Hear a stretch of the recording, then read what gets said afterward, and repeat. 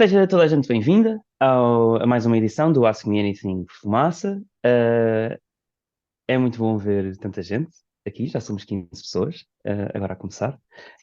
Acredito que vão entrar mais agora durante a conversa. Um, e hoje, 23 de novembro, e a propósito da- do dia 25, que é daqui a 2 dias, quisemos fazer uma conversa sobre o fim da Revolução, ou a Revolução, se calhar. E achámos que era uma boa ideia convidar a Joana Craveiro. A Joana Craveiro é encenadora, atriz, arquivista, diretora do Teatro do Vestido, uma das pessoas mais fascinantes que eu já conheci na minha vida, é também uma amiga, camarada, e que conheci quando? Eu não sei exatamente em que ano é que conheci pessoalmente, mas sei, fui ver porque tinha essa curiosidade. ahm, que a primeira peça que eu vi da Joana foi em 2017. Estava a olhar para o meu calendário, eu escrevo tudo no meu calendário, portanto tem esta vantagem. Depois eu olho para trás e sei o que é que aconteceu naquele dia, àquela hora. E eu lembro-me que foi no dia 25 de novembro de 2017 que eu vi a primeira peça da Joana, que se chama Um Museu Vivo de Memórias Pequenas e Esquecidas, e que foi também, não sei se alguma vez lhe disse isto, mas agora vou dizer até em público e gravado, que foi até hoje a melhor peça de teatro que eu alguma vez vi. E que recomendo a toda a gente ir ver. E não estou a dizer recomendo a toda a gente vocês, recomendo a toda a gente, literalmente, eu digo a toda a gente que devem ir ver essa peça. Todas as pessoas que eu vou conhecendo e de que falo sobre peças de teatro e que devem ir ver sobre isso, devem ver essa peça. Que não sei se acontece mais, se faz mais, mas pronto, se fizer, faz publicidade. Deixo depois falar sobre isso. E pronto, convidámos a Joana para vir falar sobre isso, para responder às vossas perguntas. Para quem está aqui pela primeira vez, queria só explicar o que é isto do Ask Me Anything Fumaça. O Ask Me Anything Fumaça é um espaço onde nós convidamos uma pessoa que é especialista em algum tema e deixamos que as pessoas da comunidade possam fazer perguntas a essa pessoa. Não é uma peça jornalística, não é uma entrevista, mas é sim um espaço de debate, uma conversa informal, onde pessoas da comunidade podem fazer perguntas a uma pessoa que nós convidamos. Um, e Portanto, na verdade, o meu papel não vai ser muito mais do que moderar esta conversa, dar-vos a palavra. Queria dizer-vos que se vocês olharem para o Zoom, para a ferramenta que estamos a usar para a conversa, aqui em baixo tem um botão que se chama Reactions, ou talvez se tiverem em português Reações, e se lá carregarem, tem também uma das opções que é Raise Hand, ou levantar a mão. Basicamente aquilo que isso vai dizer é que vocês querem falar e, portanto, eventualmente eu depois posso dar-vos a palavra. E, portanto, se quiserem falar, se quiserem fazer uma pergunta, cliquem em Raise Hand. Também tem o chat onde podem fazer perguntas, podem dizer coisas, mas obviamente acho que é mais interessante se a pergunta vier de viva voz, mas obviamente há quem não consiga, há quem não tenha microfone, etc. E, portanto, força. Na verdade, no chat já tenho o Bernardo Afonso a dizer uma coisa, diz daqui o Bernardo e Margarida, Bernardo e Margarida que fazem parte do Fumaça também, novamente numa viagem de autocarro, mas a ouvir atentamente. Isto porque o Bernardo também na última edição, no último destes eventos, que eram inquietações sobre a Palestina, também estava numa viagem. Estão a ir para o norte para fazer entrevistas. Um, Acho que falei de tudo, aquilo que eu tinha aqui para dizer, e portanto, agora, na verdade, queria só começar com. Fazemos sempre isto, na verdade, acho que é a tradição da coisa, é que quem está a moderar da parte do Fumaça faz a primeira pergunta porque seria demasiado, se calhar, intimidante que tivessem vocês que fazer. E portanto eu faço a primeira, e depois deixo-vos falar. Joana, eu, como já falei dessa peça, me lembro bastante. E eu acho que me lembro, posso estar a lembrar-me mal, mas eu acho que me lembro que uma das grandes perguntas dessa peça, que até estava projetada várias vezes, é: quando é que acabou a Revolução? Se não era isso, era parecido com isto. E eu pergunto-te isso: quando é que acabou a Revolução? E Ah, bem-vinda. obrigada. Pronto, obrigada por me terem convidado, por me teres convidado e também o Fumaça, claro, e toda a gente que veio para esta conversa. Espero que o vosso tempo seja bem passado aqui neste.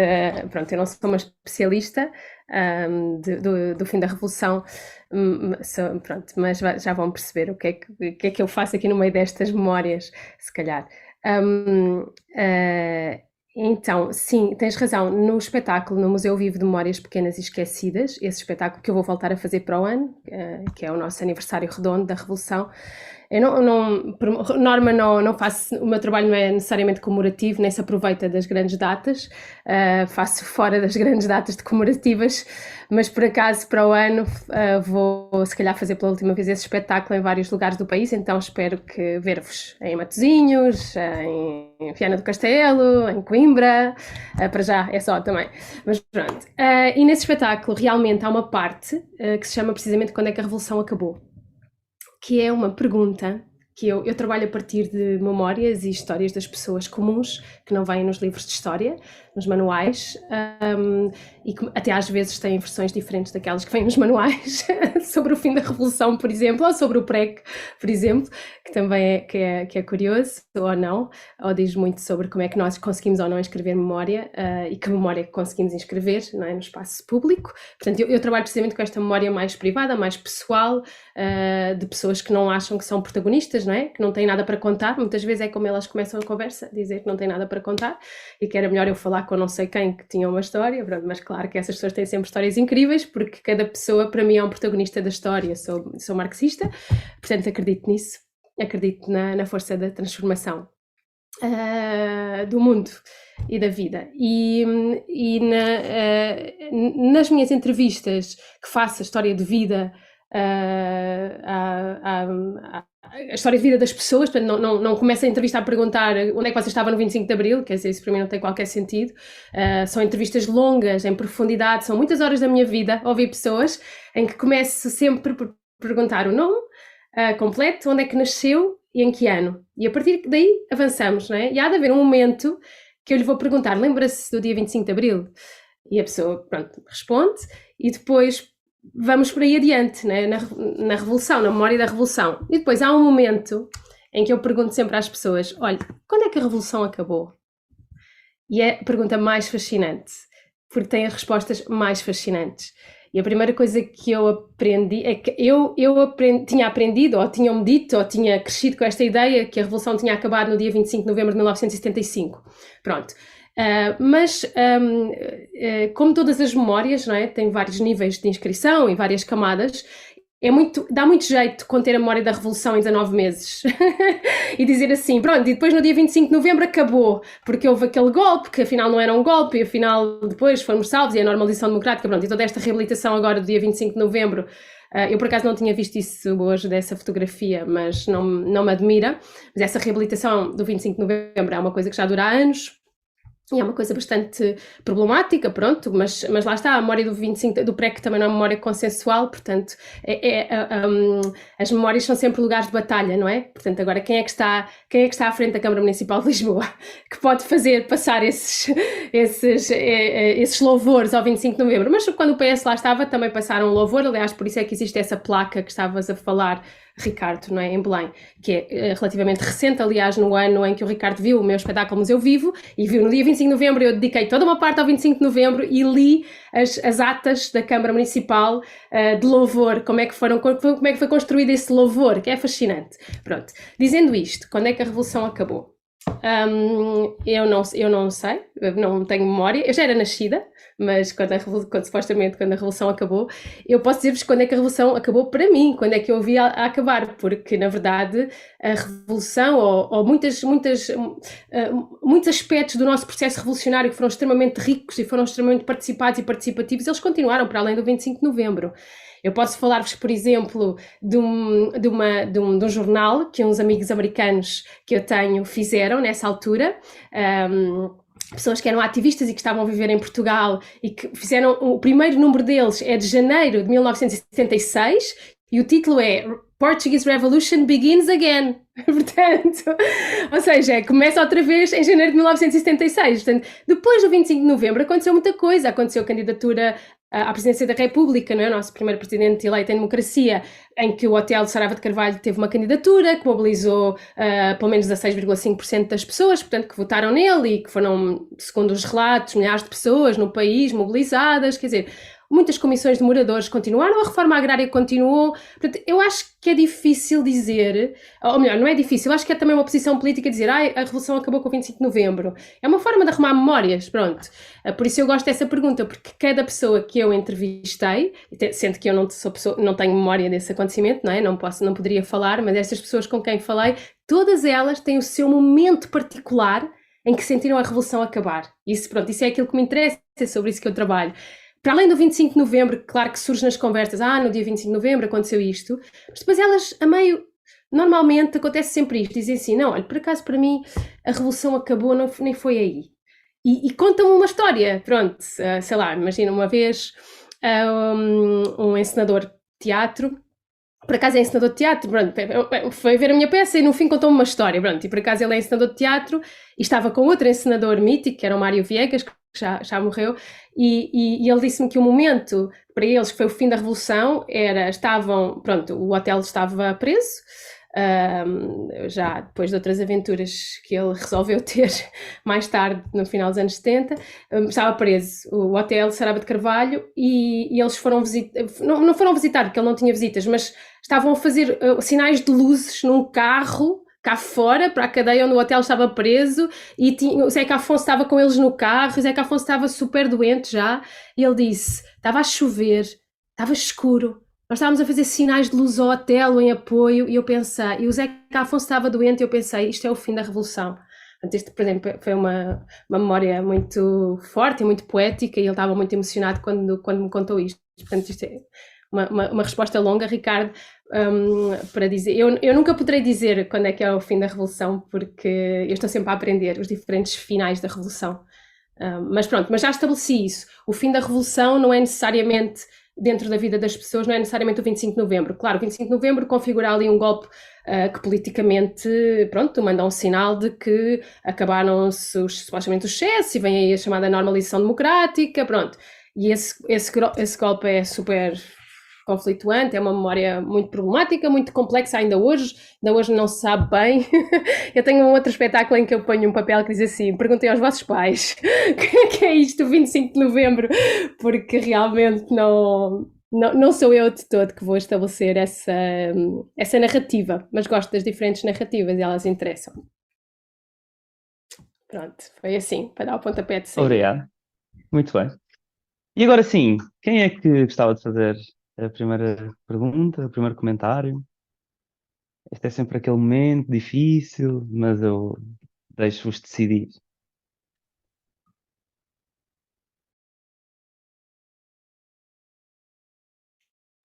Força, Ricardo. Posso? Ok. Olá, Joana, não te conhecia, nem conhecia o teu trabalho, é super interessante, estou aqui fascinado. A questão do teatro fascina-me imenso, portanto estou à espera dessa tua peça, até porque vou muito ao Porto e a Matosinhos, e, portanto posso pelo menos ir ver essa. Achei muito interessante o que disseste do fim da Revolução estar associado à memória das pessoas, porque eu sim já era vivo e tinha... portanto, isso foi 75, tinha quase 10 anos, né? E lembro-me do 25 de Novembro, e lembro-me dos movimentos da altura, lembro-me de estar numa manifestação a favor da candidatura do hotel, que eu na altura era do MES, porque o meu pai era do MES, a minha mãe era da Luar e a minha irmã também. Portanto, lá em casa era assim. Posso entrevistar depois, podemos marcar. Também pode ser. E a nossa manifestação cruzou-se com a do Ramalhianes, que eram os grandes facholas da altura, que eram apoiados pelo MRPP, que era uma coisa, que eram também os inimigos da esquerda democrática, digamos. Mas, portanto, isto para dizer, e há outras cenas, a minha mãe esteve em Monsanto e houve lá um tiroteio e depois chegou a casa e ela tinha um casaco que tinha um buraco de cigarro. E a minha avó estava muito aflita, onde é que andaste, Luís, onde é que andaste? E ela, olha, estive lá no tiroteio e olha, até fez aqui um buraco, né? Da bala, está a ver? Pronto, ou seja, a coisa foi muito vivida em comunidade e tal. Portanto, essa coisa do fim da Revolução ser uma coisa pessoal, eu acho que há sempre a perspectiva pessoal, se tu estás vivo ou não, ou então a perspectiva histórica, que realmente, em termos de história, eu não sou historiador, nem percebo nada disso, mas acho que é preciso construir as memórias históricas, não é? As coisas têm que estar organizadas e para depois também se ensinar os miúdos na escola. E isso é uma das coisas também que me preocupa, não sei o que é que pensas disso, em termos de educação, fala-se muito pouco do 25 de Abril, do 25 de Novembro, sei lá, do 11 de Setembro, todo aquele processo, não é? A história, fica tudo assim, uma história, é o PREC, e depois a seguir livrarmos dos comunistas. Pronto, é assim que se vê as coisas, não é? E não é nada disso, é muito mais complexo que isso, não é?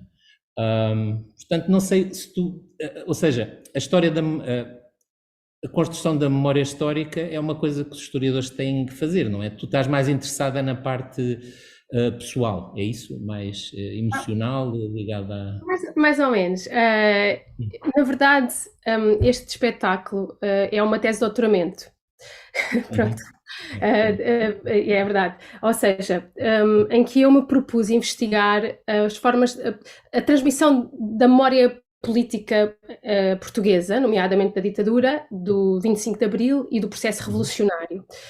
E propus-me investigar isso através das histórias das pessoas, pronto, comuns lá, como eu disse, mas apoiado numa sólida pesquisa histórica. E com isso construí um espetáculo e depois com isso escrevi 200 páginas sobre como eu acho que o teatro pode fazer historiografia e como eu acho que a transmissão, portanto, que a forma que o teatro tem de escrever memória é uma forma potente, é uma forma forte, porque quando eu estreiei este espetáculo, nós estávamos no meio da Troika, da última Troika, né? Já tivemos vários resgates do FMI, né? Mas, portanto, foi em 2014 que eu estreiei este espetáculo. E uma coisa que aconteceu muito curiosa na altura e que eu não estava à espera, o espetáculo é muito longo, pronto, também o Ricardo não disse, mas o espetáculo tem 6 horas, tem um jantar no meio, é tipo uma aventura, pronto, é uma aventura, uma pessoa entra às 7 e sai às 2 da manhã, pronto, ok? Mas eu sirvo um jantar, porque eu gosto sempre que o público se sinta bem e pronto, e sinta-se acompanhado e parte de uma comunidade, não é? Interessa-me isso, interessa-me essa ideia de viagem mais do que a ideia de entretenimento, pronto, não é mesmo a minha praia. E coisas desafiantes, pronto, até tem um blocking de notas, podem ir tirando notas durante o espetáculo, porque pronto, é tanta informação, não é?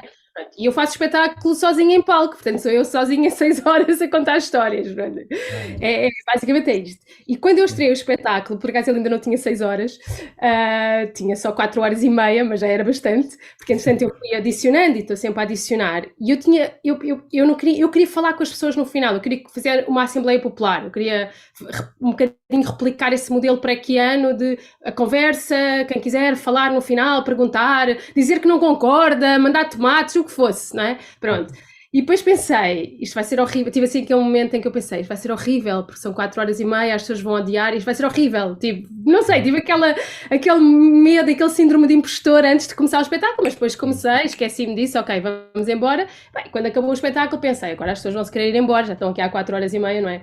Então abri a porta e disse, olha, se quiserem sair, tudo bem, eu não vos vou reter aqui, mas eu gostava mesmo muito de conversar e de ouvir coisas. Então foi extraordinário, porque ninguém saiu, ficaram 2 horas a falar e tivemos que os pôr fora do teatro, porque não queriam ir embora, pronto. E esse movimento, não é?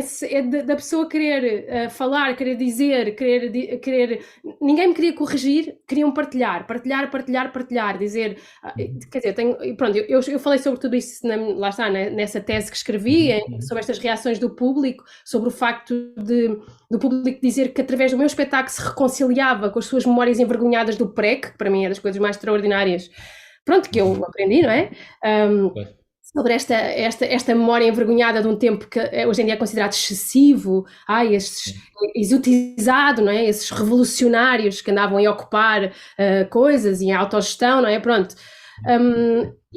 Portanto, claro que sim, que a memória histórica é muito importante e eu fiz sempre muita questão de tudo aquilo que eu dizia em palco, não havia nada que fosse falso. Estava tudo investigado como jornalista até ao limite, não é? Porque logo na primeira, uma vez que apresentei o Moto Montemor o Velho, houve um espectador que embirrou comigo que a música que eu estava a passar não era do Fernando Tordo, que era de outra coisa. E eu dizia-lhe assim, mas senhor, está aqui...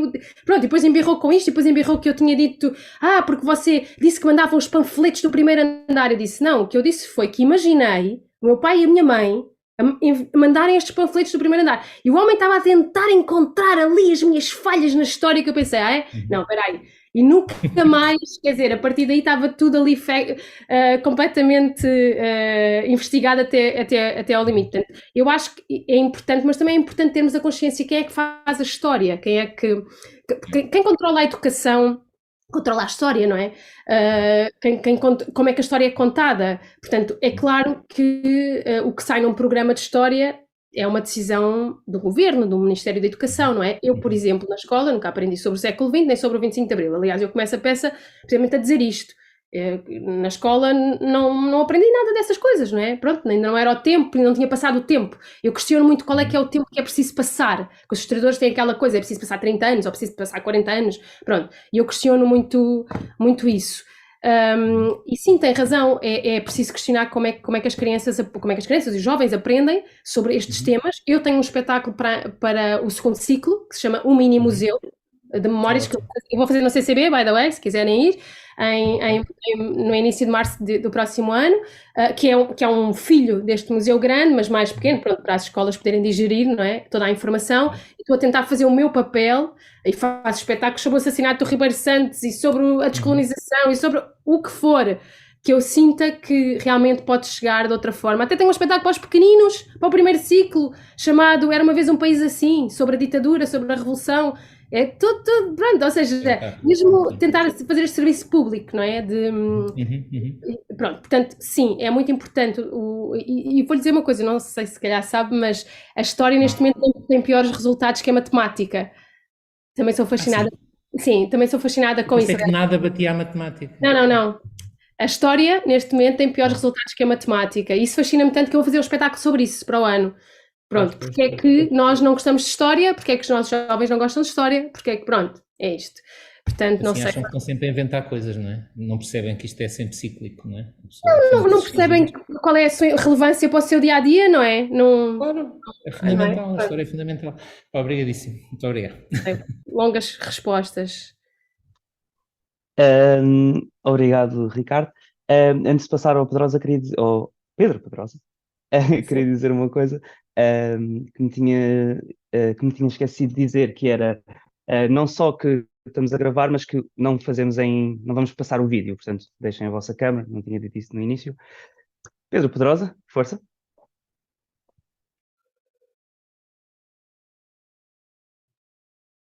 Desculpa, depois de muitos anos com os Zooms ainda esqueço-me de ter a opção. Obrigado, Ricardo. Obrigado, Joana. É bom ver-te. Por acaso estava a falar nisto, eu antes de tu responder, eu já tinha estado a pensar numa pergunta e num comentário a fazer, e agora estavas a responder e a minha pergunta acho que se tornou mais pertinente. Eu por acaso ontem fui a Lisboa muito rapidamente só jantar com a apresentação de um livro de um constitucionalista da nossa praça, que foi um dos fundadores da nossa Constituição, e ele ensinou uma coisa que se calhar que mostra que para ele a revolução acabou na revisão constitucional de 82, e ele estava a dizer que a revisão constitucional de 82 é a revisão anti-Ianes, porque o Ianes queria governar o país, o ministro da Agricultura, do Mário Soares, respondia diretamente ao Ianes e isso estava a causar demasiados problemas, então eu acho que para ele a revolução, e eu até simpatizo com essa forma de pensar, porque o regime que nós temos hoje em dia, ou seja, a forma de regime que não é semi-presidencialista, é parlamentar com poder moderador, vem de facto desde 82, e isso foi se calhar a herança mais longa da Revolução até agora, ao contrário de que muita gente pode pensar que a Constituição de 76 era perfeita, era muito boa, mas de facto depois houve a necessidade de haver 1 ano para provar as falhas da Constituição. E isso mostra um bocadinho isso, que não se fala sobre isso. Mas também, no sábado, estive numa outra apresentação de outro livro, do Luís Vaz, não sei se conhecem, que ele tem escrito uns livros sobre a Luar. E ele estava a falar sobre uma tentativa da Luar e do Palmeirácio, antes do 25 de Abril, de tomarem a cidade da Covilhã. Depois, se alguém quiser, eu posso dizer quais é que são os livros. E é muito engraçado. Quando ele está a contar uma história particular que eles estão a vir, não sei de onde, ou escolheram a Covilhã por ser perto de Espanha para fugir depois, e porque era assim uma cidade alta que era mais fácil sitiar e tal, eles estão a tentar ir tomar a cidade da Covilhã, e o carro deles, como qualquer tentativa de revolução, foi parada por um GNR no meio da rua. E eles te contam esta história de uma forma desapaixonada, ou seja, apaixonada pela forma como se tornou, mas não sentimental, ou seja, eles conseguem ser muito objetivos. E o que ele está a dizer é: Palmeiras tinha uma pistola, disparou um tiro para o ar, o GNR disparou um tiro para o ar, toda a gente teve medo, ninguém fez revolução nenhuma e toda a gente se foi embora. E nós não discutimos isto. E quando nós olhamos, bem, dispararam pistolas para o ar, tentativas de revolução, tomar cidades, todas estas coisas que aconteciam antes do 25 de Abril, na minha opinião, parecem-nos mais claras agora. Ou seja, o que não acontece com o PREC. Nós sempre que falamos com o PREC, o que nós vemos é um emaranhado de paixões e de discussões que são discussões, se calhar, até bastante irracionais, que eu acho que já não se vê em relação aos fenómenos que se passavam antes do 25 de Abril. E eu não acredito que seja por medo de pessoas se mostrarem associadas ao regime fascista, porque vemos-los aí todos os dias e não têm medo nenhum disso. Por isso, esta era a minha questão, era, tu achas se calhar que, na pergunta do Ricardo, serão os netos, ou se calhar os bisnetos da Revolução a definir quando é que realmente a Revolução acabou? Porque eles que vão olhar com um olhar sem as paixões de quem viveu, ou sem as paixões que os pais lhes transmitiram. Eu acho que entendes o que eu estou a dizer. Isso era a minha questão, porque existe esta questão da memória coletiva, mas a memória coletiva, enquanto arrasta também todas as paixões e todos os sentimentalismos envolvidos, não sei se conseguimos olhar para as coisas com clareza. E o que o constitucionalista mostrou ontem foi, ele olhou de uma forma científica, não é? Nós tínhamos este regime, antes da revisão constitucional, passámos a ter um outro regime, e esse outro regime tem durado até agora ao Marcelo, não é? Porque o Marcelo, ele diz que o Marcelo já cometeu muitos erros constitucionais e foi além da sua... Ele até disse que o Cavaco exerceu constitucionalmente muito melhor o cargo de Presidente da República do que o Marcelo está a exercer. E pronto, era essa a minha questão. Gostava de ouvir o que é que tu achas. Obrigado. Obrigada, Pedrosa. Eu acho que esta questão é muito pertinente e tem a ver com aquilo que eu estava a dizer, quanto tempo é que é preciso passar, porque em 1984 houve na Gulbenkian uma conferência, a primeira conferência dos 10 anos do 25 de Abril, ok? E eu só sei disso por ler as atas, não é? E pronto, ter usado as atas no meu trabalho. E aí, várias vezes é referido por sociólogos e não sei o que mais, historiadores, que eles não têm capacidade para analisar o 25 de Abril, que eu acho que é uma coisa interessante. Ou seja, porquê? Porque foram agentes na Revolução. Pronto, então há como que esse reconhecimento, não é? De que nós não temos a objetividade necessária para, estás a ver? E é por isso que eu também quero fazer este trabalho sobre os historiadores, porque eu já entrevistei muitos historiadores para o meu trabalho, e eles também são tipo agentes, personagens da minha história, como eu estou a contar, estás a ver? E cada um posiciona-se diferente. Há uma historiadora que me disse mesmo assim: eu não trabalho esse tema, eu não tenho objetividade para trabalhar esse tema, eu fazia parte de um grupo político nessa altura, eu prefiro trabalhar a PIDE, porque não sei o quê, pronto. E outros não, outros apaixonadamente, como o Fernando Rosas, ou sei lá, isso não é uma questão para eles, estás a ver? Mas por acaso em 84 já era uma questão, porque aparece nessas atas essa reflexão de será que nós somos capazes de fazer isto, não sei o quê. E depois quanto tempo é que é preciso passar, porque há esta questão nos estudos da memória que é preciso passar 40 anos até conseguirmos começar a falar das coisas, que foi quando eu estreiei o meu espetáculo, então eu falava muito sobre isto, sobre esta questão de agora passaram 40 anos, já podemos falar sobre isso. Até me entrevistei meu pai a dada altura, e até ponho uma gravação dele a falar lá para o espetáculo dos mais jovens, e eu pergunto-lhe quanto tempo é que é preciso passar? E ele diz, 1 geração a 2 gerações. E eu, fogo, tão pouco tempo.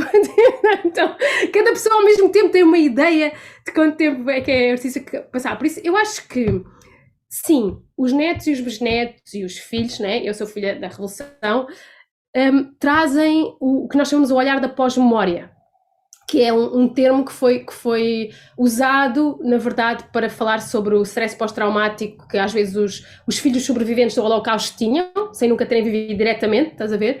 E que, por exemplo, eu no meu trabalho uso isso como, pronto, nós somos pós-memória, nós apropriámos desta memória, nós emocionamos com a Grândola, mesmo não tínhamos estado lá, nós emocionamos com Memórias do PREC, porque temos isto fica, claro, se temos um certo entendimento político, não é? Porque lá está, a memória do PREC, depois também há as pessoas que têm a memória traumática que é passada na família de que horror, e eles fizeram aquilo e aquele outro, e houve saneamentos, e pronto, e deram cabo do país, portanto, há estas memórias conflituantes.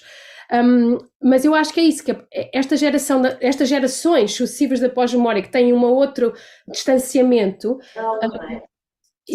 e que de alguma forma conseguem começar a olhar de uma outra maneira, como tu dizes, tentar discernir o que é que foi essa massa que é o PREC. Por acaso queria mostrar aqui um livro, que este é o primeiro livro que eu considero de história oral do PREC, e foi feito nos anos 80, chama-se O Futuro Era Agora. O Futuro Era Agora. Este livro não é muito fácil de encontrar, mas se vocês conseguirem, é de uma editora que também já não existe, que é a Dinossauro, eu depois posso pôr aqui não. Pronto, mas O Futuro Era Agora, que é o movimento popular do 25 de Abril. É todo... Eu gosto muito deste livro porque nós em Portugal nunca ligámos muito à memória oral, à história oral, porque desconfiamos das fontes, porque desconfiamos que as pessoas trazem a sua visão pessoal, porque queremos ser aqueles historiadores que vão para os arquivos fazer, pronto, história das pessoas mortas, pronto, é isso. Os próprios historiadores dizem isso, temos uma relação um bocadinho conflituante com esta ideia do testemunho oral. Mas este livro, que é eu queria vos dizer de quando é que era, 94, mas eu acho que estes testemunhos foram recolhidos ao longo dos anos 80. E é muito interessante por isso, porque é coisas da primeira pessoa, tipo Alberto Gonçalves, professor, 37 anos, confronto nas ruas do Porto. Olha, Pedrosa, comecei logo, confronto nas ruas do Porto. Não é só Lisboa, ok? Portanto, e é muito, muito interessante. E quando eu leio este livro, e agora estou a escrever sobre o PREC mais uma vez e a pensar sobre isto, aquilo que eu sinto é que nós precisávamos de ter, tipo, um drone para ver de cima tudo aquilo que estava a acontecer, porque o PREC é um acontecimento incrivelmente rico nas coisas que, na míriade de pequenas ações cotidianas. E não estou agora a falar das coisas que nós já sabemos, que fizeram reféns os deputados na Assembleia, bloquearam não sei o quê, puseram os porcos vestidos de porco, pronto. Ok, isso é giro, é folclórico e está muito a giro. Sim, ok, PREC é isso. Mas depois há toda uma série de coisas que eu vou descobrindo, puzzles, pequenas coisas da vida cotidiana das pessoas, que essa é uma das perguntas também que eu faço, que é como é que era um dia no PREC? Como é que era um dia? Ele levantava-se de manhã, o que é que ia fazer? E há respostas mais extraordinárias. E uma coisa muito interessante também, respondendo à tua pergunta, quem faz muita historiografia do 25 de Abril e do PREC são os estrangeiros, primeiro. Que eu, por acaso, como eu estava em Londres a fazer o doutoramento, a minha linha de entrada no trabalho foi lá para uma biblioteca, fechei-me e tipo, só ler coisas que estrangeiros tinham escrito sobre a Revolução Portuguesa. Eu não fazia ideia, tanta coisa que foi produzida. Umas pessoas viviam cá, como por exemplo o Phil Mailer, que é um irlandês, que escreveu um livro chamado Portugal, a Revolução Impossível, que está editado na Antígona, depois também posso pôr aqui. Durante muitos anos não esteve editado, não estava editado, mas agora foi editado tipo há 3 ou 4 anos. E ele era irlandês e vivia cá, e ele, para mim, dá das descrições mais interessantes, por exemplo, dos primeiros dias do 25 de Abril, a partir de um diário que ele faz, e pronto, ele é meio anarquista, também é interessante isso, não estava afiliado com nenhum partido político, portanto tem assim aquele olhar que procura aquela pureza da ação popular, não maniatada por nenhum partido. Pronto, os estrangeiros escreveram imenso sobre o 25 de Abril, muito antes de nós escrevermos. Eu acho que isso também é preciso dizer. Depois, os nossos historiadores lá vão... Aliás, porque também, repara, era muito importante fazer a memória, naquela altura, da repressão. A seguir ao 25 de Abril, surge uma série de livros sobre a PIDE, que hoje em dia, pronto, também temos algumas coisas mais recentes, como No Limite da Dor, da Ana Aranha, que era a partir de um programa de rádio, com testemunhos de pessoas torturadas pela PIDE, mas logo a seguir ao 25 de Abril há uma série de livros que saem com pessoas a dizerem na primeira pessoa o seu testemunho. E eu acho que, portanto, estavam a acontecer várias coisas ao mesmo tempo, estava-se a viver uma revolução, mas estava-se a fazer também a transição ou a ruptura com o regime autoritário repressivo. As pessoas saíram da prisão, as pessoas tinham coisas para contar sobre isso, não é? Que antes não podiam ter contado ainda. Estava muita coisa a acontecer, mais julgar os PIDs, não é? Porque nós temos este déficit, não é, de justiça transicional, mas houve tentativas de revolução também de tribunais populares, de julgar os PIDs e pronto, e de ir atrás deles, aquelas coisas. Portanto, estavam várias coisas a acontecer ao mesmo tempo, por isso não sei se respondi à tua pergunta, mas... Obrigado. E quem gostava de falar a seguir? Eu, entretanto, também escrevi aqui no chat que vão deixando aqui links, sugestões, bem, aquilo que também forem achando que faz sentido. Nós, no fim, depois de cada um destes eventos, recolhemos todas, pomos num e-mail e enviamos para a comunidade. Também se cria um arquivo ao longo destas reuniões. Ana, força. Não. Eu estava-me a rir agora, por acaso, teres falado desse Portugal, a Revolução Impossível, porque eu estava a escrever essa sugestão e escrevi aqui um dado que eu acho muito curioso sobre, não é, que em abril de 75 havia 20.000 ocupações registadas, não é, que estavam formais, ou seja, estavam de alguma forma ligadas a comissões de moradores, não é, pessoas que estavam organizadas. Boa. Sobre a noção da revolução do que aconteceu, pronto, eu nasci, passei a minha adolescência num sítio que é 30 quilómetros do Porto, mas que eu costumo dizer que está uma década atrás do Porto. E da mesma forma tenho muitos amigos que vêm pronto, do interior, digamos assim. E uma coisa que nós comentamos muitas vezes é que o 25 de Abril não chegou ao mesmo tempo para toda a gente. Porque há realmente uma experiência, quer do 25 de Abril mesmo, de 74, quer do PREC, que é muito diferente e altamente influenciada pelo o estatuto socioeconómico das pessoas, mas também dos sítios onde elas se enquadravam. E eu queria só saber se podias falar um bocadinho disto não é? A noção de ter o 25 de novembro como fim da Revolução, de que forma é que se liga também com isto, porque é que foi necessário ditar um fim, pegando aqui também, não é, neste alvoroço, porque eu estava a tentar lembrar-me e não queria dizer uma mentira, mas tenho quase a certeza que foi a Clara de Sousa, mas alguém, pivô de um jornal nacional há uns meses, rotulou o PREC como confusão, assim numa talvez foi no PREC e depois da confusão e continuamos. Isto foi dito em televisão nacional e pronto, queria só ouvir esta relação de porque é que era necessário um fim, porque é que temos agora a Câmara de Lisboa, que não ser a Câmara de Lisboa presidida pelo Moedas, a querer fazer do 25 de novembro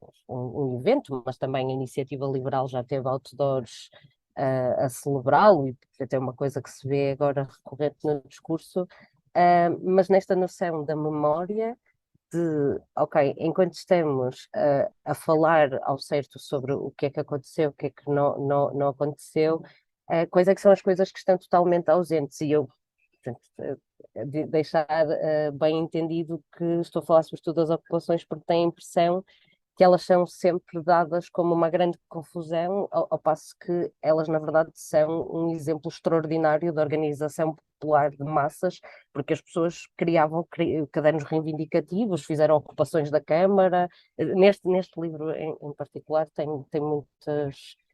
muitos exemplos disso. E obrigada. Obrigada, Ana, fantástico. Eu acho maravilhoso estás a trazer as ocupações, sendo que a região norte foi uma região onde o movimento de moradores foi muito forte, por causa do Processal, o Serviço Ambulatório de Apoio Local, que não sei se toda a gente está familiarizado, mas que era um processo em que no Gabinete de Habitação, que o Secretário de Estado era Nuno Portas, criou-se esta forma de poder transformar os bairros de barracas ou os bairros mais desfavorecidos, no caso do Porto também ilhas, onde as pessoas viviam de forma muito precária, poderem ter a oportunidade de ter um novo bairro, digamos assim, através de envolver arquitetos, sociólogos, as brigadas que chamavam as brigadas SAL, e no caso do SAL Norte tinha o Cisa Vieira, o Alexandre Alves Costa, o Sérgio Fernandes, bom, enfim, incríveis arquitetos, que na altura também jovens revolucionários, não é? Que desenhavam à medida das populações, não é? Que as populações podiam pedir aquilo que queriam. Eu fiz 2 trabalhos sobre o sal aí no Porto, e sou apaixonada profundamente porque é muito diferente de Lisboa, apesar de terem havido também muitas ocupações, mas a forma como isso se transformou realmente num poder popular real, ao ponto de os responsáveis do Sal Norte tiveram bombas colocadas no seu carro. O Alexandre Alves Costa teve uma bomba que explodiu no seu carro, metida para a extrema-direita, e o Fundo de Fomento da Habitação, que era a sede do Sal Norte, também teve uma bomba. Portanto, estão a ver, pronto, aquelas bombas malucas da extrema-direita, não é? 500 e tal bombas, não é? Da violência política da extrema-direita, visaram um organismo que dava casas às pessoas. Portanto, eu acho que isto é muito significativo, no meu entender. Portanto, achei maravilhoso trazer esse exemplo. Eu sinto que, não sei se quando se fala da confusão do PREC ou dos excessos, eu até tenho a percepção que as comissões de moradores e a habitação são das coisas mais pacíficas, em termos da memória. Que, por exemplo, a ocupação de fábricas em que fica uma autogestão, ou sequestro do patrão, é um bocadinho menos. Eu estou a dizer isto porque há pouco tempo contaram uma história que eu considerei maravilhosa, sobre uma das primeiras ocupações com sequestro do patrão. Foi uma lavandaria na Avenida Almirante Reis, em que as funcionárias sequestraram o patrão nas traseiras e tomaram conta, porque o patrão ia fugir com as máquinas ou ia fugir com o dinheiro, pronto. Porque basicamente também muitas dessas ocupações e a autogestão das empresas aconteceram porque os patrões, de facto, com medo, pronto, aquela coisa clássica, iam fugir, ou os trabalhadores resolveram tomar nas suas mãos os meios de produção. Pronto, foi isso que aconteceu, não é? É uma revolução, então, por alguma razão se chama revolução. E eu acho que apesar da ideia da propriedade privada e de ocupar a propriedade privada poder ter aqui um lado problemático, não é? Acaba por ser às vezes um bocadinho mais consensual do que estas outras memórias. Pelo menos eu sinto isso nas discussões que tenho com o público a seguir ao espetáculo, pronto. E eu gostei também que trouxesse essa ideia de um país a várias velocidades, de uma revolução a várias velocidades. Uma vez entrevistei um senhor que me disse que em 1980 estava no Algarve a fazer a revolução. E eu perguntei-lhe, claro, então, mas em 1980 já não tinha acabado a revolução? E ele responde, Joana, em 1980 havia muitos sítios onde a revolução ainda não tinha chegado. Pronto, esta frase que eu digo num espetáculo e que me marcou muito, como o epítome deste país a várias velocidades, que nós sempre fomos e que infelizmente ainda somos, não é? Com o litoral versus interior, norte versus sul, não é? E que de facto eu como também faço muito trabalho no país todo, não é só em Lisboa, apesar de ser de Lisboa, Pedrosa, mas não faço trabalho só aqui. Muitas vezes converso com pessoas sobre as suas memórias, não é? Aldeias do Minho, de Trás-os-Montes, e é tão interessante perceber como é que chegou este golpe do 25 de Abril, não é? Que o dia 25 de Abril foi um golpe militar, um golpe de Estado. Eu acho que os militares foram surpreendidos pela revolução que depois aconteceu, não é? Isso foi uma coisa que eles não estavam bem a equacionar e que de repente se transformou naquele movimento popular, e é isso que nós chamamos de revolução, pelo menos há alguns historiadores. E quando eu falo nisso a estas pessoas, nesses lugares distantes dos centros urbanos, não é?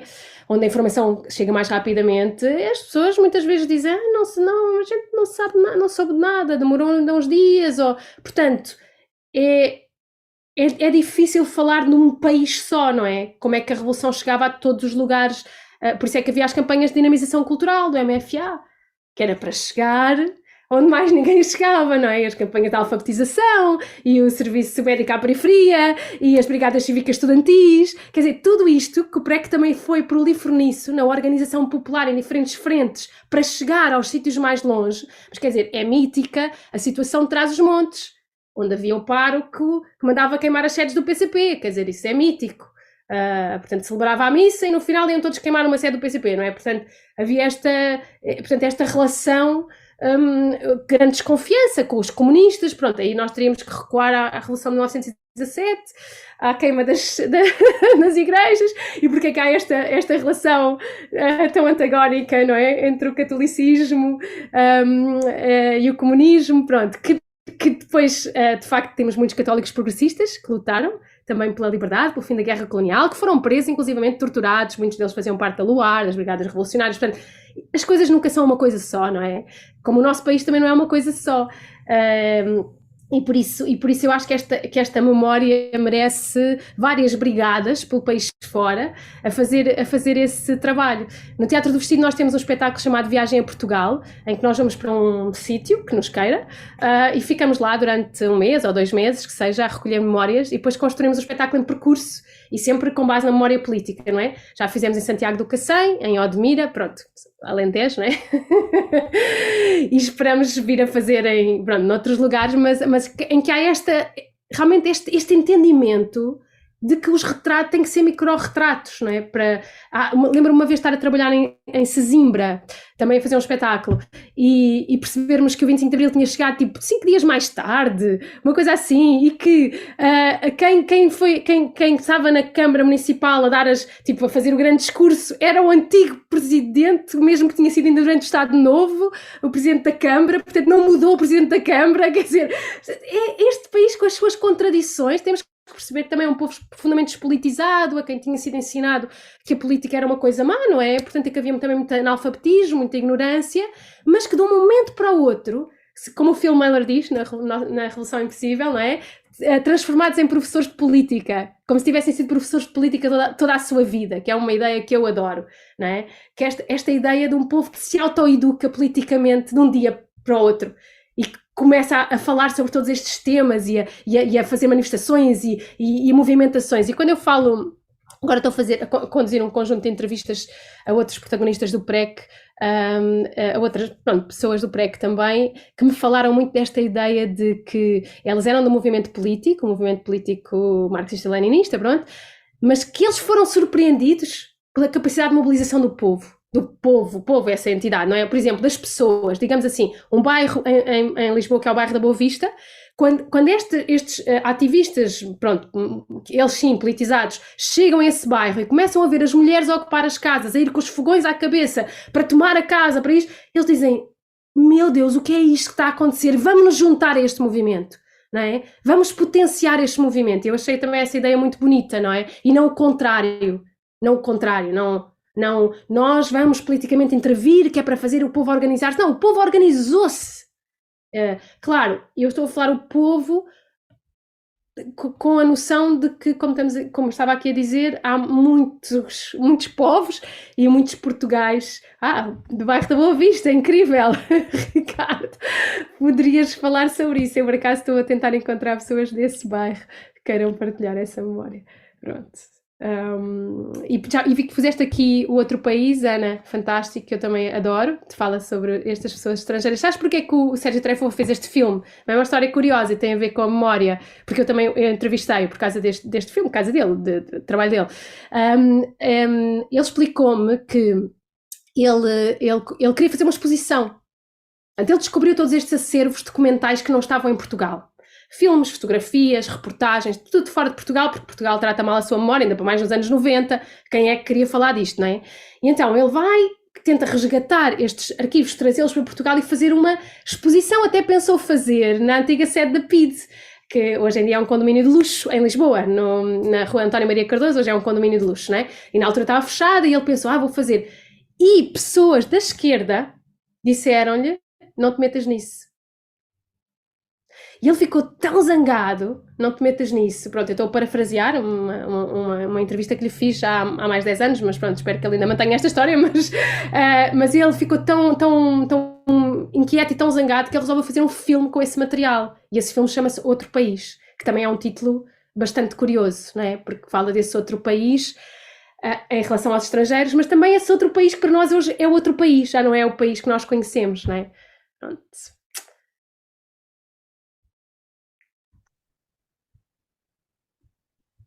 Eu acho que vou aproveitar o espaço em branco para fazer uma pergunta. Posso? Sim, claro. Eu vivo em Zambuja, mas eu não sou da Zambuja, vim para cá mais ou menos há 3 anos. Não tenho nenhuma ligação prévia a Zambuja, vim por uma coincidência. Mas desde que cheguei aqui, comecei a perceber-me de uma coisa fascinante, não só eu, mas eu vivo numa comuna em Zambuja com uma série de pessoas. Esse coletivo chama-se PREN e começámos a perceber, ao falar com gente que vive aqui há muito tempo, de um mundo que eu nunca tinha ouvido falar sobre o PREC. E não é que não tivesse querido ir saber mais sobre o PREC, etc., mas senti, acho que aquilo que me apercebi foi que sei lá, dos trabalhos que são feitos, documentais sobre o PREC, caem também num vício de tentar fazer daquilo uma história entertaining e que responda a uma série de critérios que uma história entertaining tem que ter. Eu acho que há um exemplo muito interessante que é o Torre Bela, do Thomas Harlan, sobre a ocupação da Torre Bela, aqui em Zambuja. Eu escrevi um texto há pouco tempo numa das newsletters do Fumaça que se chama Por que estragar uma boa história com a verdade? E que é, em parte, uma crítica a esse filme, que acho que também tem depois, obviamente,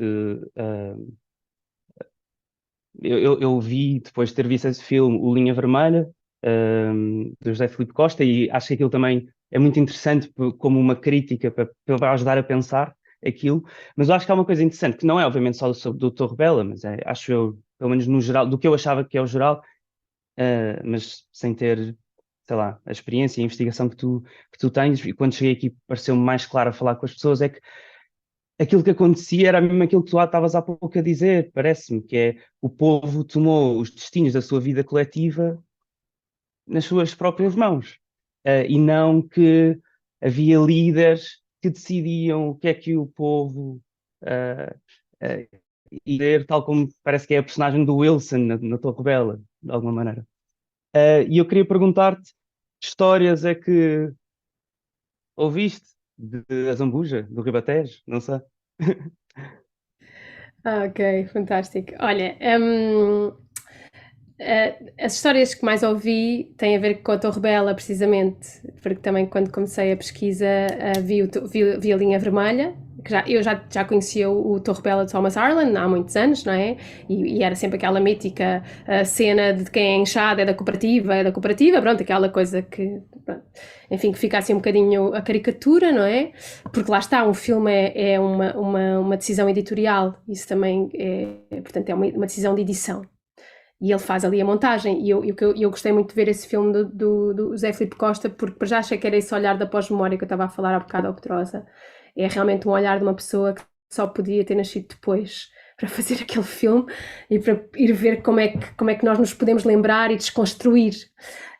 E por acaso até aconteceu uma coisa muito interessante quando esse filme, desculpa estar a fazer uma digressão, mas é que foi mesmo interessante. Eu fui ver esse filme e estava o Vasco Lourenço também a assistir, era uma sessão com o Vasco Lourenço, a Maria Inácia Rezola e o Zé Filipe Costa a apresentar, e era por isso que eu fui também. Eu, na minha voragem de vou aprender tudo o que posso, vou ver tudo o que posso.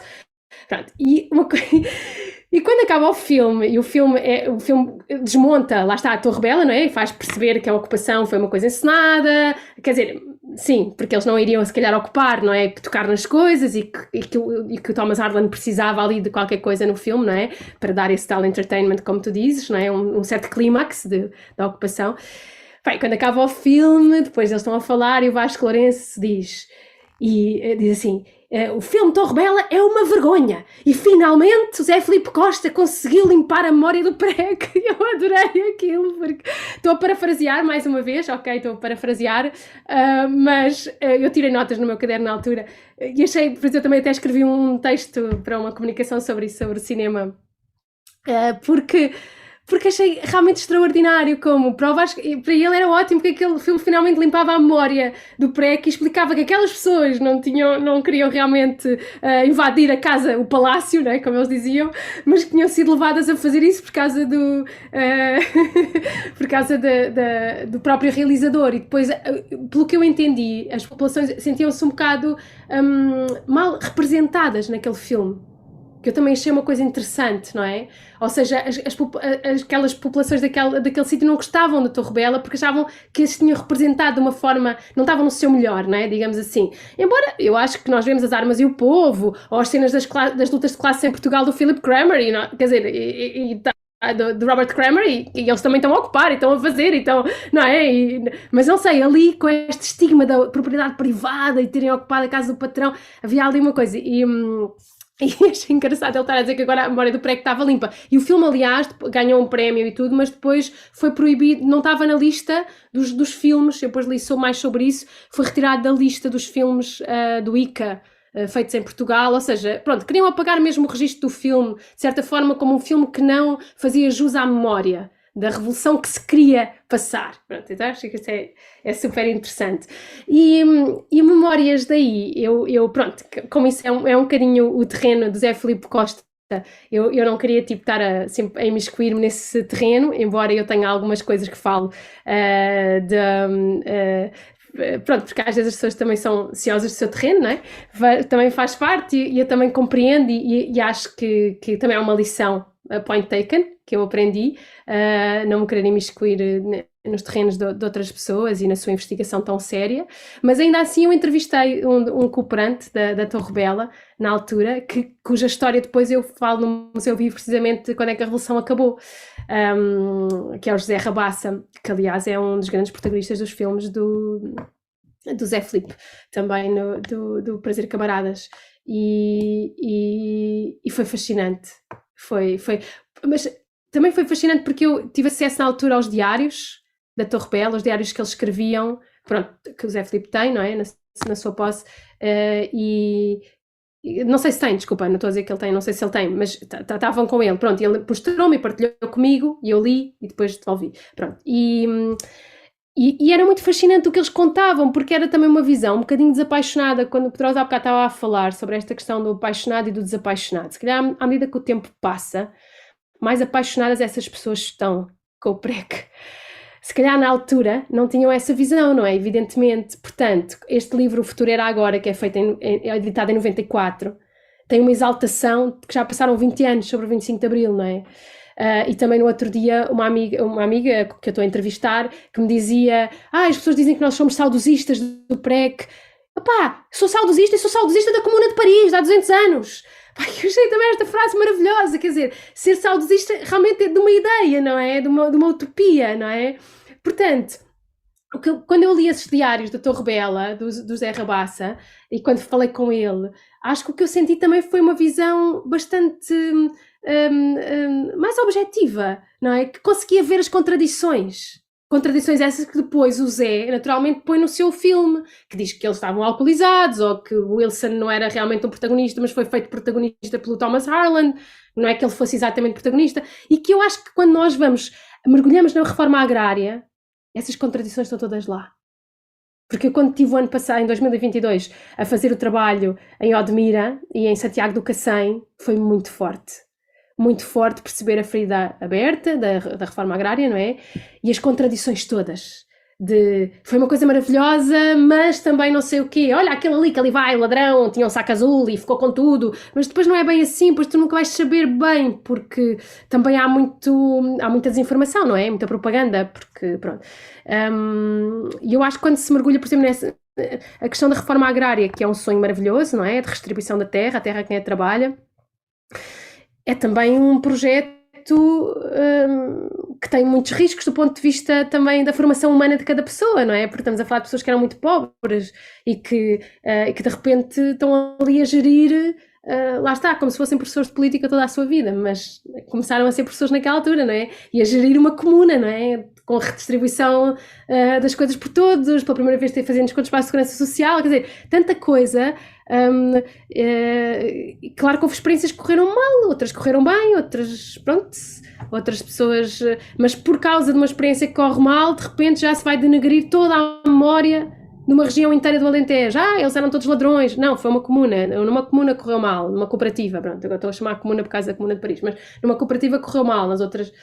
Portanto, não tenho assim muito mais memórias daí da Zambuja, mas tenho essa entrevista fortíssima ao Zé Rabassa e algumas coisas ainda que eu uso no espetáculo que são provenientes desse espólio deles, das cartas que eles trocaram no dia 25 de novembro, por exemplo. O que é que se passa em Portugal? Estamos seriamente preocupados. É uma carta que ele recebe da Alemanha e depois ele responde: não consigo, não há correio, agora não consigo responder, não sei para onde é que, acho que neste momento todos os militares estavam com a Revolução estão presos. Portanto, estes documentos, não é, muito interessantes do momento. Sim, é o que eu tenho, mas não tenho uma pesquisa aprofundada. Obrigado. E quem gostava de ir a seguir?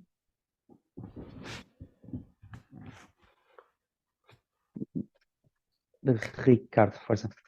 Posso intervir outra vez? É só um comentário breve sobre o que tiveste a dizer. Eu tenho estado a ouvir com muita atenção. Desculpem ter a câmara desligada, mas a minha net não está muito boa. E tenho estado a ouvir com muita atenção. E essa questão que disseste das pessoas ficarem um bocado envergonhadas, não é? De não se sentirem representadas. Tenho um exemplo que aconteceu na minha escola, que era onde eu andava na altura, em que os estudantes, os miúdos, nós éramos eu estava na segunda classe, os outros na terceira, por aí, fizemos uma manifestação contra a diretora e a apoiar as empregadas, mesmo com cartazes e tudo, pronto, a viver o momento, estávamos a ver aquele momento, havia manifestações todos os dias, vamos lá fazer a nossa. E, aliás, a líder da manifestação era filha de um deputado do PS, do Pedro Coelho e tal, portanto ela tinha assim algumas noções políticas. E não queiras saber o que as empregadas ficaram fulas connosco, nos baterem, porque nós estávamos a ofender a senhora diretora. A diretora também em lágrimas, claro, no seu coisa, mas pronto, mas, ou seja, aquelas pessoas que provavelmente eram mal pagas e viviam em más, não é? E como se sabe na altura era muito este esquema um bocado ditatorial e tal, da senhora, neste caso da senhora diretora e das funcionárias, que eram todas ao nível faziam tudo, não é? Portanto, não tinham especialização nenhuma, faziam comida, ou limpavam o chão e tratavam dos meninos, e elas ficaram absolutamente furiosas, bateram-nos e tudo, coisa que elas nunca tinham feito, porque adoravam-nos, não é? Mas houve ali cenas de pancadaria, porque realmente aquelas emoções estavam muito ao rubro, e deve ser essas contradições, não é? As pessoas toda a vida viveram naquele esquema feudal e agora de repente perverte-se tudo. Pronto, e outra coisa para acrescentar, eu acho que nós fizemos, agora que estou a ouvir isto tudo e estou-me a relembrar de coisas da altura e não sei o quê, acho que foi um processo incrível, porque se nós pensarmos no nível cultural e educacional da nossa população baixíssimo, estavas a falar das pessoas que de repente ficaram a falar de política, não é? É pessoal sem formação nenhuma, em nada. Eles foram gerir, claro que ia dar asneira, não é? Foram gerir propriedades grandes e tal, e depois foram acusados porque, como eram eles não sabiam. Não, eles nunca receberam educação e nunca, não é? Aliás, a ditadura tratou disso, nos baixar o nível de escolaridade para níveis miseráveis, não é? E acho que, eu nem sei qual era a percentagem de analfabetismo no 25 de Abril, mas era a maior da Europa, de certeza. Portanto, isso também tem, eu acho que para o nosso nível de educação e de conhecimento fizemos um trabalho espetacular. E claro que as forças reacionárias iam tentar dar a volta e conseguiram lá no 25 de novembro, não é? Mas ainda durou um bocadinho, o tal período da confusão, claro. Porque é que a Clara de Sousa fala em grandes confusões? Porque a SIC é do PSD, não é? A gente sabe isso. Por isso é do pessoal da propriedade e das coisas. Enfim, reflexões, mas estou a gostar muito. Obrigado. Obrigado, Ricardo. Obrigada, Ricardo. Isso não foi propriamente uma pergunta, portanto não sei qual foi. Eu adorei o teu comentário da tua Assembleia Popular para salvar as Era sobre isso, sobre o que tu disseste das pessoas nem sequer perceberem o que é que lhes tinha acontecido, não é? E estarem muito inexperientes nesta questão toda de exercer poder, de exercer democracia e tal, portanto foi uma aprendizagem. e que se calhar ainda está, não sei. Diz, Ricardo. O Ricardo Proença está ali com a mão no ar. Vamos, Ricardo.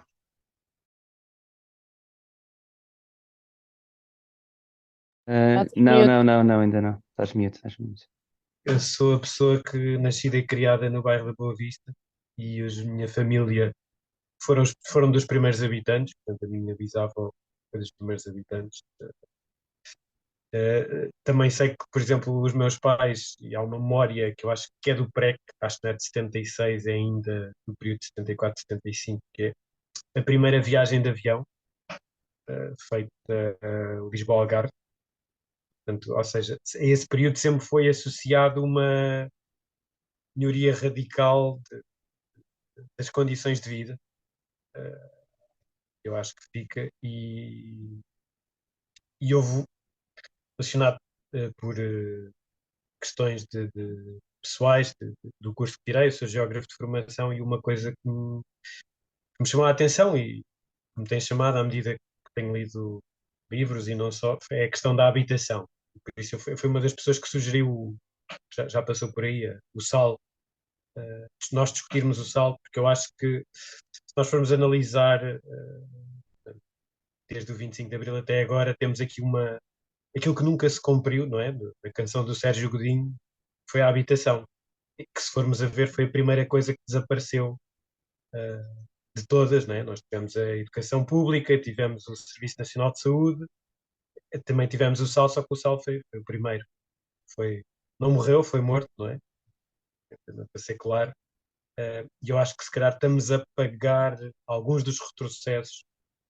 Eu costumo dizer, aquilo por onde o neoliberalismo e outras partes da direita, da extrema-direita, é por não termos cumprido Abril, pelo menos na parte da habitação. Na habitação, podíamos falar aqui das questões do uso do solo e não só mais concreta, que se calhar é por aí que as coisas têm gangrenado ao ponto a que chegamos, por assim dizer. E há outra coisa que eu estava a ler no outro dia, portanto, já se falou ali no livro do Philip Mahler, não é? Que ele diz que é a primeira vez em que os trabalhadores foram o motor da história e que se calhar é estranho depois olhar para o PREC e quando alguns, quer de esquerda, quer de direita, quando alguns partidos falam do PREC nos de esquerda a dizer que eram eles os líderes, no direita, os direita a dizer que eram os partidos que eram os líderes, e daquilo que eu tenho lido é que de facto se calhar não eram líderes, eram seguidores, não é? Eram partidos, os partidos eram um bocado, andavam a reboque um pouco dos acontecimentos e tentavam marcar posições mais para agregar do que propriamente, ou e para tentar ganhar, tirar dividendos, do que propriamente liderar. E li recentemente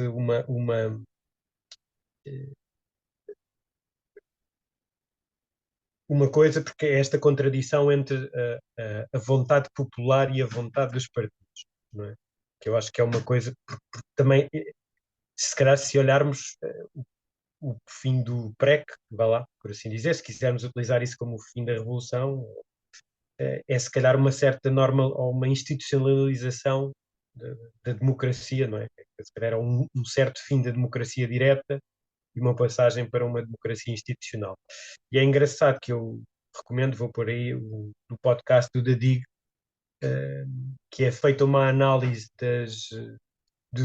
da vaga de protestos dos anos 90 e dos anos 2000, e em que esse autor diz que esses protestos, que no fundo pediam uma melhoria das coisas e mais democracia direta, não se traduziram em nada por não terem desembocado em partidos. Ou seja, um pouco não há marxista, mas há marxista-leninista, não havia o partido, não é? O movimento que traduzia. E eu gostava, se calhar, se falasse um pouco sobre isso. Partidos, vontade popular, se é isso que marca, se não é. Olha, sim, obrigada por esta reflexão e gostava muito de ouvir essa história do bairro da Boa Vista também, porque é realmente uma coisa emblemática. Eu acho que essa questão que tu colocas é uma das questões fundamentais do PREC, é essa questão dos partidos versus vontade popular. Por isso esta pessoa que eu estava a entrevistar, ela dizia-me, eu não quero pôr isto de uma forma negativa, porque parece que é assim tipo oportunista, mas eu acho que os partidos políticos, ou os movimentos, no caso dela era um movimento mais do que um partido, viram ali uma janela de oportunidade, foi como ela me disse. Ou seja, esta galvanização, esta organização popular, este torrente, não é, de pessoas na rua a exigirem e a lutarem por coisas de base, não é? Criou ali um espaço. Eu acho que houve poucos movimentos que não foram premiados por partidos. Os partidos acabaram por ter sempre um lugar. A UDP tinha uma grande implantação, o Partido Comunista, evidentemente, que era contra as greves e mais não sei o quê. Pronto, há uma memória também conflituante do PREC, não é? Na relação da esquerda com as diferentes esquerdas com o PREC, que também acho que merece ser analisada, estudada, porque é bastante complexo. O Phil Mailer fala muito sobre isso, porque ele era uma pessoa que estava era apaixonado pelo movimento popular, e a partir do momento que os partidos entravam para fazer o que quer que seja, ele já não lhe interessava, né? E ele fala sobre isso. Eu também o entrevistei a propósito do livro dele, e ele tem todo esse discurso de que aquilo que foi mais interessante foi o movimento popular. Mas o movimento popular, como todos os movimentos, não é?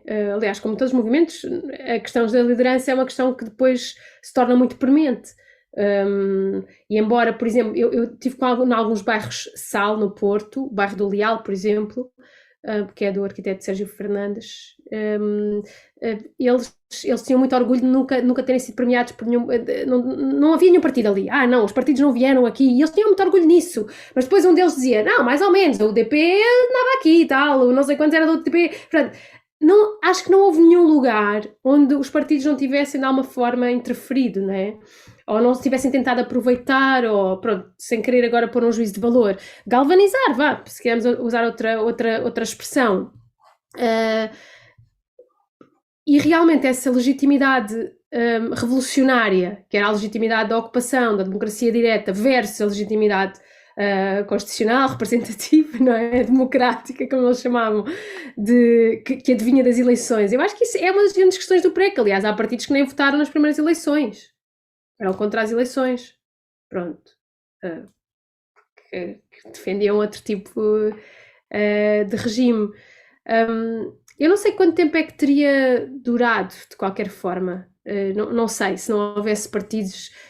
Acho que nós tínhamos uma história de resistência antifascista, portanto os grupos e os partidos existiam necessariamente, não é? Tínhamos um forte Partido Comunista Português, tinha-se organizado durante 48 anos, praticamente. Tínhamos todos os grupos marxistas-leninistas da fase final da nossa ditadura, que também estavam organizados e que saíam logo para a rua e que entenderam perfeitamente a mensagem do poder popular, não é? Até mais do que um Partido Comunista que era mais centralizador e que, portanto, para eles era mais complicado. E essas greves todas, selvagens, como eles diziam, não é? Pronto, a pessoa queria e fazia uma greve. Portanto, nós tínhamos vários grupos e, portanto, não foi uma revolução que se fizesse à revelia desses grupos. Esses grupos estavam no meio a tentar capitalizar, acho eu, para si, os diferentes movimentos, não é? Que se organizavam espontaneamente.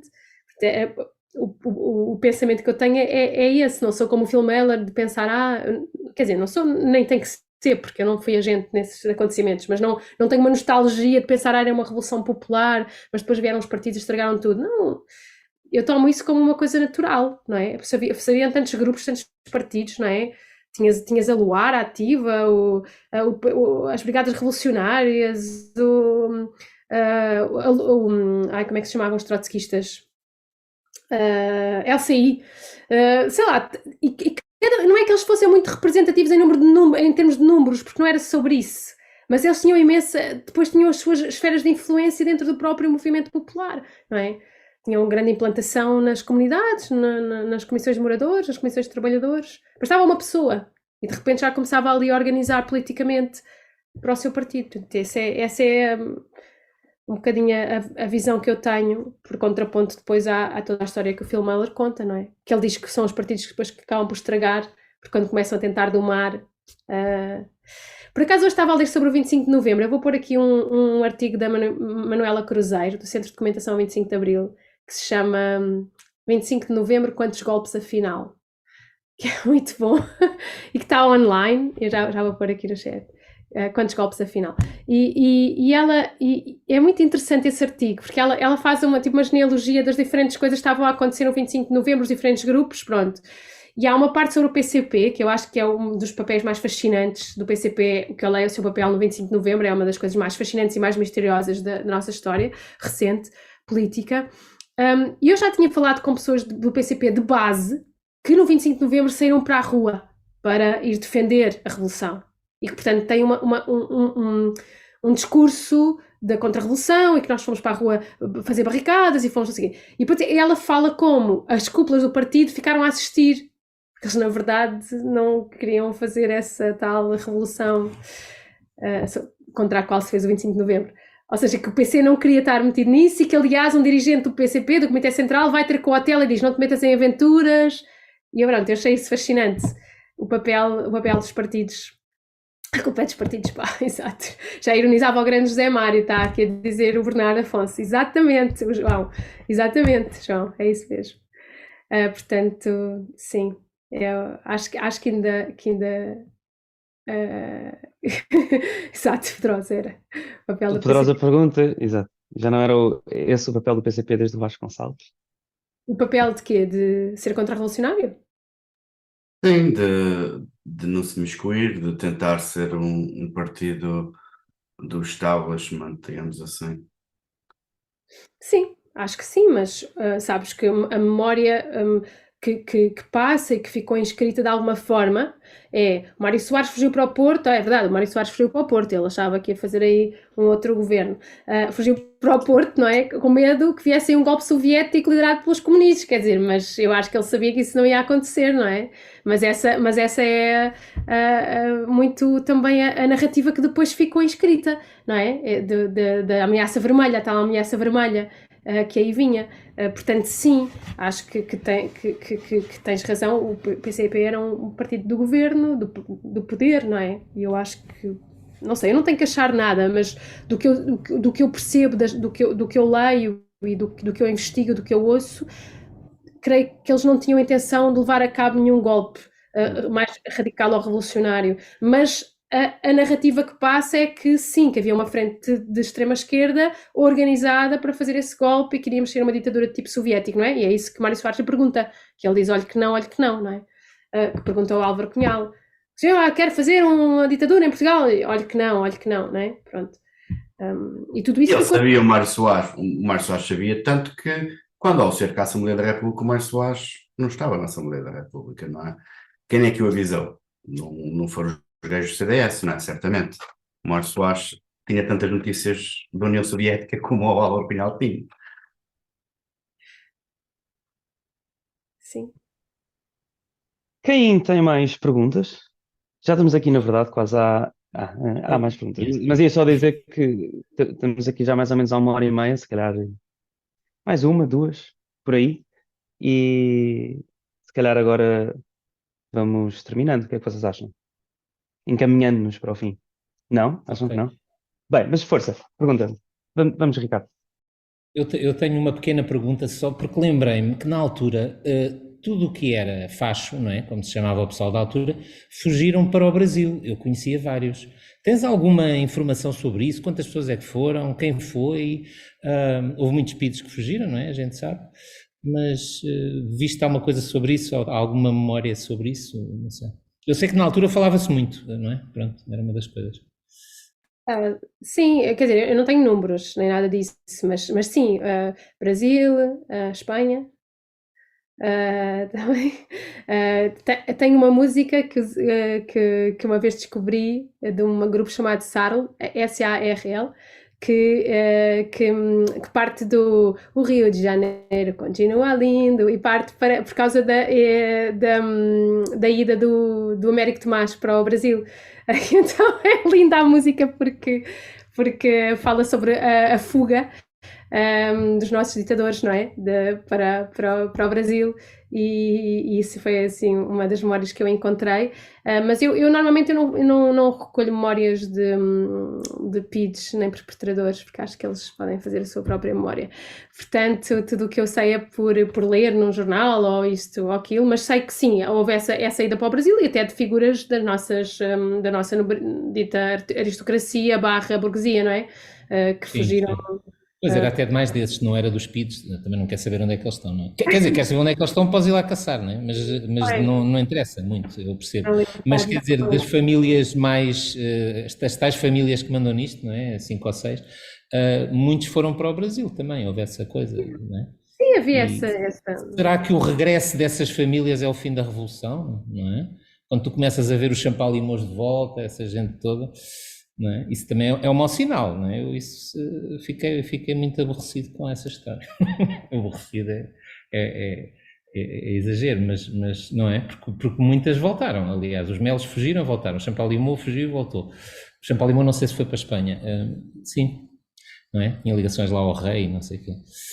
Não sei, é uma ideia que me ocorreu agora, porque estas conversas são muito boas, porque aquela parte da memória da altura começa a aparecer. E lembro-me nisso, da altura, que era visto como uma expoliação, não é? Que estávamos a expoliar as pessoas. Claro. Isso também foi interessante, e é normal que tenham reagido, pois eu também reagiria se fosse eles, não é? Portanto, que grande confusão, claro, pois perderam o seu poder, não é? Portanto, isso não é bom. Ok, obrigado. Obrigado. O retorno das terras, não é? Portanto, também o fim da Revolução também é a desocupação, não é? A desocupação das terras, depois mais tarde, quando as terras retornam para os seus donos, não é? E recebem indemnizações do Estado português. Enfim. Isso é mesmo o fim da Revolução, é o fim da picada. Também pode ser aí um bocadinho o fim da Revolução. Eu contei essa história de que a reforma agrária tinha acabado a uma das minhas amigas norte-americanas que estava a entrevistar e que ela teve cá na altura da Revolução, não é? Eu entrevistei-a tipo há 2 anos sobre este assunto e ela começou a chorar e disse: eu não sabia que a reforma agrária tinha acabado. E eu pensei: o que é que tu pensaste? E mesmo assim a Estrela Vermelha durou até 1992, que é absolutamente incrível, não é? Essa cooperativa, mas ainda assim acabou. Mas ela chorou, ela ficou emocionada, ela assim: não acredito, não acredito, a reforma agrária acabou. E eu: sim, acabou, que mundo é que tu vives? Tipo, claro, como é que essa ideia podia manter-se, não é? Quem gostava de fazer uma última pergunta antes de terminarmos? Será que alguém?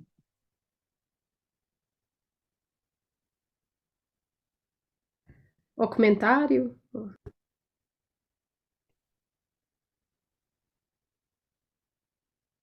Hum.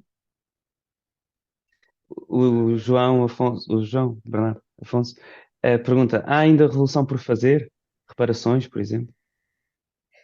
Mas cá, João, estás a falar de cá? Porque neste momento temos que descolonizar a Palestina, portanto consigo já pensar nisso como uma revolução a fazer, mas as vítimas do fascismo, sim, sim. Nós não fizemos reparações às vítimas do fascismo, portanto isso é uma coisa da nossa justiça transicional que não aconteceu, não é? Nós não temos um processo público de justiça transicional. A Irene Pimentel tem um livro, ela é bastante obcecada com a história da PIDE, e ela tem um livro sobre que prova que houve alguns julgamentos, mas a verdade é que as pessoas com quem eu falo, que foram torturados ou que foram presos políticos ou enfim, que sofreram repressão, não se sentem reparados. Portanto, não sentem que tenha havido, não é, uma coisa algum julgamento público mais enfim, mediático que os reparasse ou reparações, pronto, reparações históricas. Mas há um artigo de Manuel Loff num livro que também vou pôr aqui, que eu recomendaria sobre políticas da memória, que eu recomendaria lerem, porque ele faz essa genealogia e ele fala sobre alguma reparação a outra que possa ter existido, mas nada que tivesse chegado ao espaço público assim de forma muito forte. Para começar, o julgamento do Humberto Delgado, não é? De quem matou o Humberto Delgado, não é? Que enfim, que é uma vergonha. Exatamente. Margarida tem garrinha. Pois, pus aí uma entrevista que nós fizemos com a Margarida Garrinha, que faleceu há muito, muito pouco tempo. Incrível, Margarida Garrinha, que tem uma história Sim. fascinante. Nós entrevistámos em 2018, quando, na verdade, quando a fumaça deixou de se chamar É Apenas Fumaça e passou a chamar a Fumaça, passou a se chamar Fumaça, e profissionalizámos a relação. Ela veio, tivemos a honra de ter a Margarida Garrinha nesse evento. Bem, com esta última pergunta, e resposta da Joana, eu diria que terminávamos por aqui, a não sei que alguém tenha uma burning question. Eu acho que consegui ainda durante esta conversa ir tirando quase todos os links, quase todas as sugestões que aqui foram deixando. E já comecei a fazer já uma lista que já tem para aí uns 15, 20, mas vão deixando mais, e se calhar até ao final, neste último minuto, vão deixando coisas aqui. E aquilo que fazemos é, amanhã sai um e-mail com todas estas coisas e, portanto, podem ficar com elas para sempre ou até, não sei o que é que isso significa. Muito obrigado, Joana, por ter estado aqui. Espero que tenhas gostado. Obrigada a Estou a vocês. ver-te aí freneticamente a pôr mais links. Pois eu não devia ter tirado assuntos, desculpem, só um bocadinho para os colegas. Mas sim, obrigada a vocês todos por a vossa paciência também e a generosidade de estarmos aqui a falar sobre a Revolução estes anos todos depois. E o Ricardo diz aí, Joana, só para dizer que estou disponível para qualquer coisa do bairro da Boa Vista, portanto, Está troquem bem, contactos. vamos Acho, trocar acho que contacto. estão as duas no Slack, portanto, resolvam isso. E, bem, para quem vem amanhã, já sei que pelo menos uma pessoa que está aqui vem amanhã a visitar a redação. Até amanhã. Amanhã às 6 da tarde temos a redação aberta. Obviamente, na verdade, eu apercebi-me que tínhamos uma representação geográfica muito, muito diversa. Houve pá, aí uma pessoa que disse, uma, duas pessoas disseram que estavam em Lisboa. Portanto, acredito que para a maior parte das pessoas seja difícil, mas se estiverem por acaso em Lisboa, amanhã entre as 6 e as 8 temos a redação aberta. Comes, bebes, música e conversas bonitas que acontecem uma vez por mês. E também queria dizer uma coisa, está a correr desde hoje o nosso formulário anual que enviamos sempre a pedir feedback às pessoas que ou são da comunidade ou seguem o Fumaça, recebem a newsletter, gostam do Fumaça, bem, toda a gente pode responder, e isso ajuda-nos mesmo, mesmo, mesmo, mesmo, mesmo muito, porque todos os anos fazemos um retiro anual onde juntamos a equipa durante uma semana e discutimos o que é que aconteceu no ano corrente e o que é que vamos fazer no ano seguinte. E, portanto, queremos o vosso feedback para podermos decidir. E também, se tiverem também sugestões do que fazer em peso da régua ou perto, mandem também um mail para ricardo@fumaca.pt, porque é lá que nós vamos estar durante essa semana e queremos saber onde é que devíamos ir comer, o que é que devíamos ir visitar. Bem, muito obrigado por terem estado aqui esta hora e meia. Fundação essa de Queiroz, ok. E até já, vemos em breve. Tchau, obrigada. Deus, obrigado. Obrigada, boa noite. Até já. Tá.